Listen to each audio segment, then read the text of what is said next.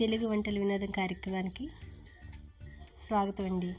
ఈరోజు కమ్మని egg biryani recipe చూపిస్తానండి. చూడండి, మనకి దానికి కావాల్సిన ఐటమ్స్ అన్నీ కూడా ఆనియన్స్, బంగాళదుంపలు, కొంచెం పచ్చిమిర్చి, బిర్యానీ ఆకు, అల్లం వెల్లుల్లి పేస్ట్, అంతే. అది మాత్రం వేయించేసి పెట్టేశానండి. ఇవి ఎగ్స్ ఉడికించేసినవి వేయించి పక్కన పెట్టుకుంటున్నాను, పక్కన వేరేగా. ఇవి వేయించేసిన తర్వాత రైస్ అండి. ఈ రైస్ ఏమొచ్చి అందులోనే వేసేసి కాస్త వేయించుకొని, కొంచెం వేయిస్తే రైస్ టేస్ట్గా ఉంటుంది. అందులో కొంచెం సాల్ట్ వేసుకున్నానండి, ఆ రైస్కి పట్టడానికి మాత్రమే. అందులో ఏంటంటే పూర్తిగా వాటర్ వేయలేదండి. నేను 2 గ్లాసులు రైస్కి 3 గ్లాసులు నీళ్ళు పోసానండి. 1 గ్లాసు అంటే కాస్త ఉడకాలి రైస్.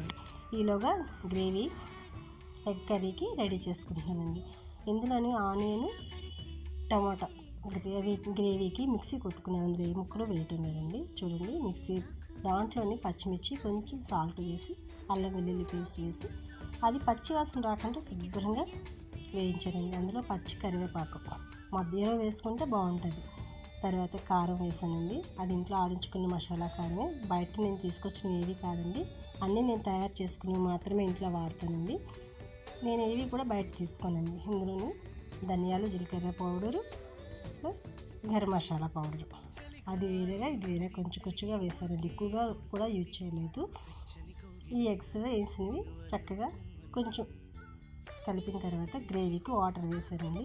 ఆ పచ్చివాసన పోయి ఆయిల్ బయటకు వచ్చే వరకు అది వేసిన తర్వాత ఈలోగా ఇది చక్కగా మగ్గిపోయి పైకి వస్తుంది కదండి. ఈ రైస్ దాని మీద వేసేసానండి గ్రేవీ. చూడండి ఎంత చక్కగా కలర్ఫుల్గా కనిపిస్తుంది. అది అడుగు పట్టదండి.